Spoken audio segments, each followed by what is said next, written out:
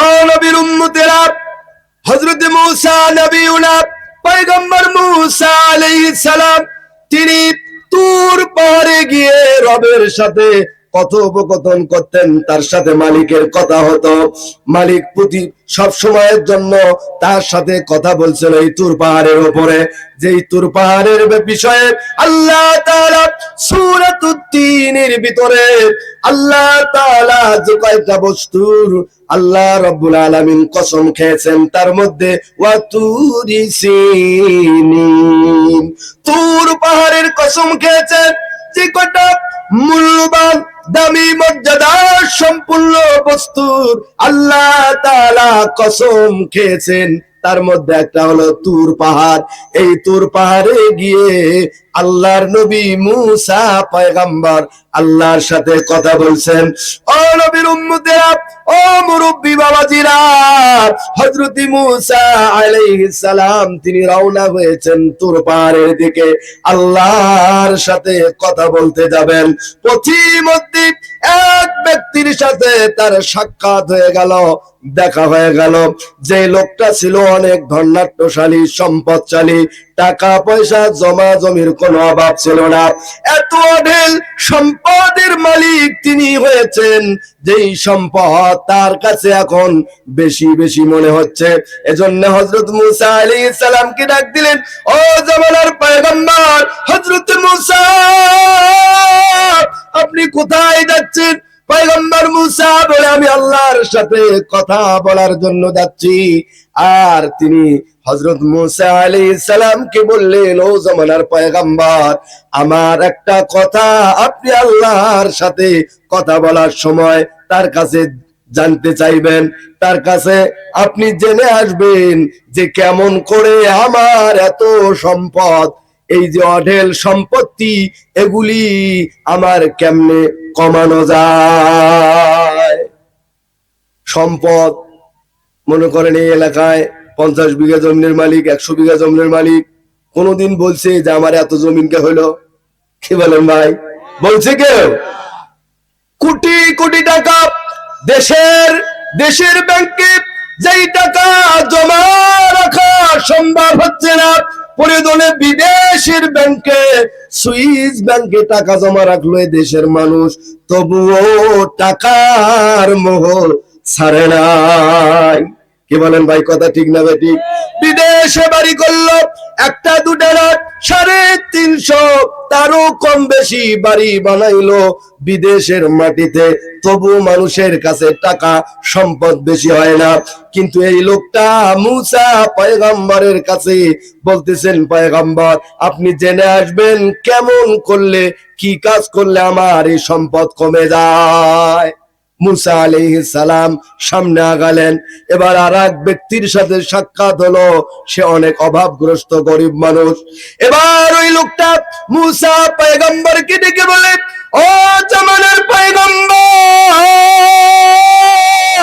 আপনি তো আল্লাহর সাথে কথা বলার জন্য তুর পাহাড়ে যাচ্ছেন, আল্লাহর সাথে আপনার কথা হবে। আমার পক্ষ থেকে একটা কথা আপনি জেনে আসবেন যে আল্লাহ পাকের কি এমন ইচ্ছে হলো যে আমাকে এই দুনিয়ার মধ্যে এত অভাবগ্রস্ত বানাইলো। আমার কোনো জায়গা নাই, জমি নাই, টাকা নাই, পয়সা নাই, ব্যাংক অ্যাকাউন্টে কোনো টাকা নাই, সম্পদ বলতে আমার কিছুই নাই। আমি একটা ঘরের ভিতরে শান্তি মতো নিরাপদে নিরাপত্তার সাথে থাকবো, এই ব্যবস্থাটাও আমার নাই। আল্লাহ কেন আমাকে এত গরিব বানালো? এই যে দেখেন ছোট্ট একটা কুড়ে ঘর, এই কুড়ে ঘরের মধ্যে বড় কষ্ট করে আমাকে রাত পোহাতে হয়। ও পয়গম্বর মূসা, আপনার কাছে আমার দরখাস্ত, আপনি মালিকের সাথে কথা বলার সময় আমার পক্ষ থেকে এই কথাটাও জেনে আসবেন, কেন আল্লাহ আমাকে এত অবহেলিত করলো। ও নবীর উম্মতেরা, আল্লাহর নবী মূসা পয়গম্বর সামনে আগায়া গেলেন। এবার এমন এক ব্যক্তি ব্যক্তির সাথে সাক্ষাৎ হলো। এমন এক লোক তাকে ডাকলো আর তার কাছে অভিযোগ জানালো, যেই লোকটার শরীর আছে, বডি আছে, কিন্তু হাত নাই, পা নাই। এটাকে মানুষ বলা চলে? কি বলেন? শুধু পরিচয়, যেটা মানুষের পরিচয়, কিন্তু হাত পা কিছুই তার শরীরের মধ্যে নেই।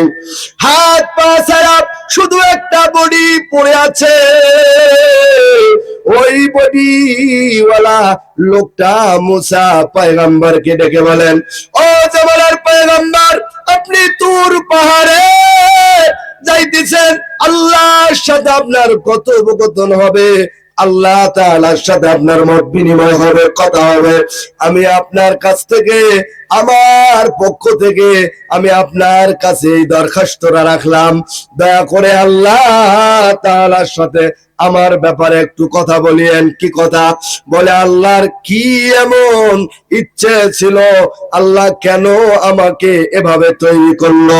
আমার হাত নাই, পা নাই, আমার হাত পা ছাড়া আমি চলতে পারি না, খাইতে পারি না, নিজে একটু হেঁটে হেঁটে বাথরুম করতে যাব তাও পারি না, নিজের হাত দিয়া প্লেট থেকে খাবার উঠে মুখে তুলে দেব, এই উপায়টা আমাকে আল্লাহ পাক দিল না। আল্লাহ তাআলার কাছে আপনি জেনে আসবেন যে আমাকে কেন এত অনর্থক হিসাবে আমাকে এই দুনিয়ার মধ্যে আল্লাহ বানানো। কি বলেন? কত বড় অসহায়ত্বের একটা বিষয়। হাত পা উভয়ে নাই। ও মুরব্বী বাবাজিরা, যুবক ভাইরা আমার, আর আল্লাহ তাআলা আমাদেরকে হাত দিয়েছেন, পা দিয়েছেন, আমাদের অঙ্গ প্রত্যঙ্গ যা কিছুর প্রয়োজন আমাদের দুনিয়াতে চলতে ফিরতে খাইতে নিতে সব অঙ্গ প্রত্যঙ্গ আল্লাহ দান করেছেন। তবু আমরা বলি আমাদেরকে আল্লাহ কি দিয়েছেন যে শুকর আদায় করব? কি বলেন? কথা ঠিক না ঠিক? আল্লাহ বলেন, লাইন শাকারতুম লাযীদান্নাকুম ওয়া লাইন কাফারতুম ইন্না আযাবি লাশাদীদ।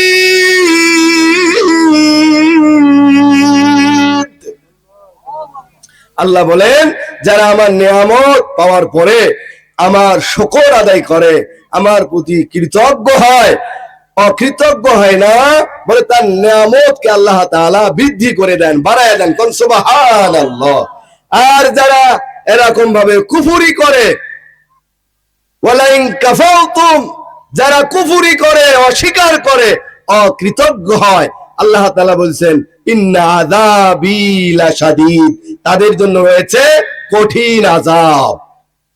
ও মুসলমান ভাইয়েরা আমার, দাড়ি পাকা মুরব্বী বাবাজিরা, যুবক ভাইয়েরা, পর্দার আড়ালে মা বোনেরা, আল্লাহ তাআলার পক্ষ থেকে আমরা কম নিয়ামত পাইনি বাবা।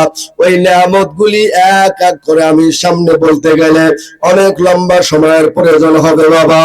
ও মুসলমান ভাইয়েরা আমার, আল্লাহ রাব্বুল আলামিন যখন মূসা আলাইহিস সালামের সাথে তুর পাহাড়ে কথোপকথন করলেন, তার সাথে কথা হলো, এরপরে মূসা পয়গম্বর যখন ফিরে আসলেন বাবা, আসার পথে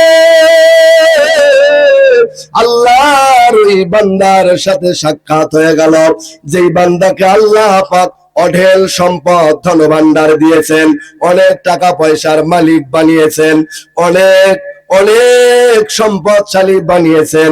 এই লোকটা মূসা পয়গম্বরের কাছে জিজ্ঞাসা করলেন, ও জামানার পয়গম্বর, আমি যে আপনার কাছে একটা দরখাস্ত করেছিলাম, আল্লাহর সাথে সেই বিষয়ে কি কথা হয়েছে আপনার?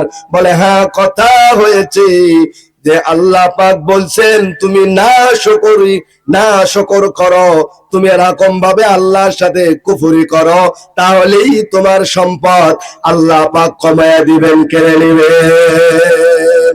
এবার আল্লাহর ওই বান্দা ডেকে বলে, ও জামানার পয়গম্বর মুসা, আমি যে আল্লাহ আমাকে এত সুন্দর হাত পা দান করলো, যে আল্লাহ রাব্বুল আলামিন আমাকে এত বেশি বেশি নিয়ামত দান করলো, এত সম্পদ দান করলো, ওই আল্লাহর সাথে নাফরমানি করব এটা কখনোই সম্ভব নয়। ওই আল্লাহর সাথে না শুকর করব, ওই আল্লাহর কুফরি করব, এমন স্পর্ধা আমার নাই। সুবহানাল্লাহ। এবার হযরত মুসা আলাইহিস সালামের সাথে ওই ব্যক্তির সাক্ষাৎ হয়ে গেল, যেই লোকটা গরিব মানুষ ছিল, যার একটা মাত্র কুঁড়ে ঘর, থাকার জায়গা নাই, এই জঙ্গলের মধ্যে কুঁড়ে ঘর করে সেখানে কষ্ট করে জীবন যাপন করতেছে, ওই লোকের সাথে সাক্ষাৎ হয়ে গেল।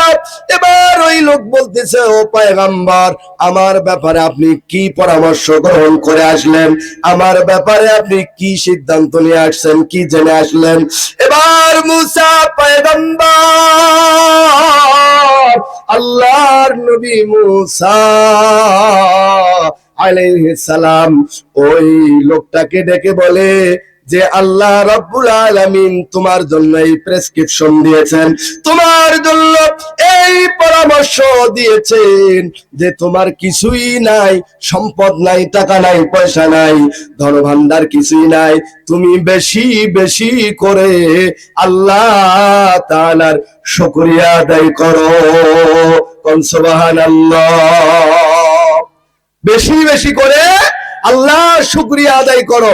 এই কথা যেমনি শুনলো অমনি বেচারার মেজাজ আরো গরম হয়ে গেছে, যে আমার কিছুই নাই, মানুষের কত সম্পদ, কত টাকা পয়সা, কত অট্টালিকা, বিল্ডিং, বাড়ি, আর আমার একটা কুড়ি ঘরের মধ্যে বসবাস করতে হয়, জায়গা জমি নাই, মানুষের বাড়ি ভিক্ষা করে খেতে হয়, আর আমি বলে শুকরিয়া আদায় করব বেশি বেশি করে ওই আল্লাহর। আল্লাহ আমাকে কি দিছে? কি বলেন? আল্লাহ আমাকে কি দিয়েছে যে আমি আল্লাহ শুকরিয়া আদায় করব? যেমনি সে ঘৃণা ভরে গরম হয়ে মেজাজ গরম করে যেমনি বলছে যে আল্লাহ আমাকে কি দিছে, না শুকরিয়া আদায় না শুকর করছে, সঙ্গে সঙ্গে তার যেটা ছোট ঘর ছিল ওই ঘরটা উড়ে গেছে, ওই ঘরটাও বাতাসে উড়ে গেল। ও মুসলমানেরা, মুরব্বী বাবাজিরা, আল্লাহ তাআলা যেমনে রেখেছেন, যেভাবে রেখেছেন, আল্লাহ তাআলার শুকর আদায় করা লাগবে। এরপরে ওই ব্যক্তির সাথে সাক্ষাৎ হয়ে গেল, যেই ব্যক্তিটা তার হাত নাই, পা নাই,